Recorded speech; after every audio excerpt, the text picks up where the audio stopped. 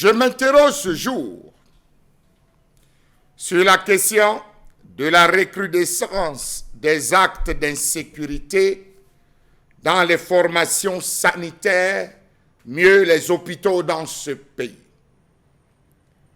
L'insécurité est grandissante dans nos formations sanitaires. Depuis près de 5 ans, les formations sanitaires sont devenues le théâtre des scènes les plus horribles. Violence sur le personnel médical, agression, cambriolage, comme ce qui s'est passé à Souza et Mbanga, séquestration des malades, raids armés, actes de torture, violence sexuelle, insalubrité, arnaque, vol de nourrissons et assassinat sur les malades. Le Cameroun est en proie à une crise de sécurité alarmante dans ses centres hospitaliers, où les actes répréhensibles deviennent de plus en plus fréquents. La coalition de protection de la santé dans les conflits a identifié 62 incidents de violence contre les soignantes ou d'obstruction à l'accès aux soins au Cameroun en 2023 contre 30 en 2022.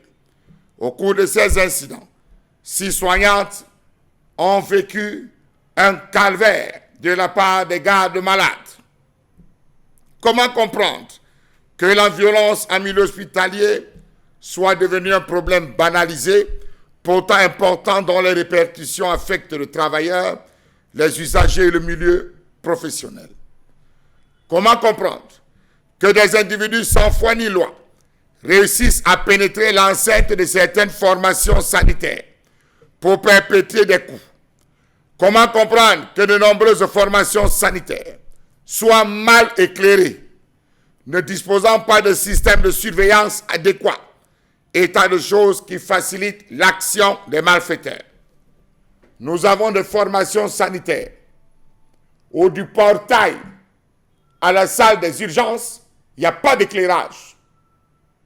Un malade fatigué, un malade nonchalant, tenant le corps, peut facilement se retrouver à même le sol.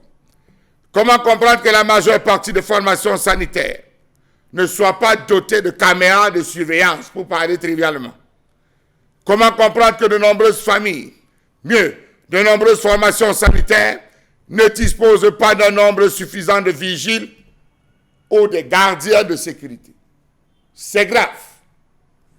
Vous avez des formations sanitaires où lorsque vous arrivez, c'est parfois l'infirmier qui joue le rôle de vigile. Vous voulez quoi? Ça entre, ça sort avec n'importe quoi sans qu'il y ait un tamis.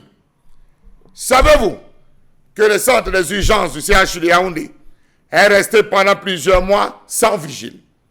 Savez-vous qu'à l'hôpital régional de Ngaoundéré, il y a une époque où à la tombée de la nuit, des individus se faisaient passer pour des gardes malades, s'infiltraient au sein de cet établissement, soutiraient de l'argent, des téléphones portables, des vêtements, des objets de valeur au personnel soignant, aux malades et à leurs proches?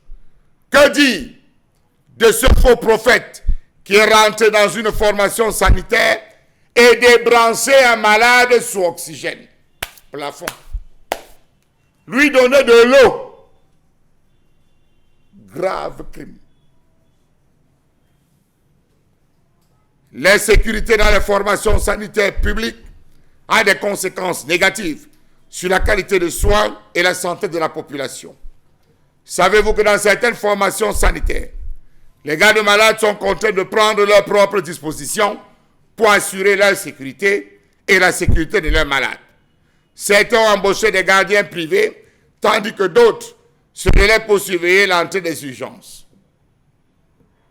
2008, dans la ville de Douala, dans une formation sanitaire, une dame se faisant passer pour une infirmière, que dit personnel soignant, bien vêtue, vêtue d'un tailleur, a enfilé une blouse et a fait le tour comme si elle faisait une ronde.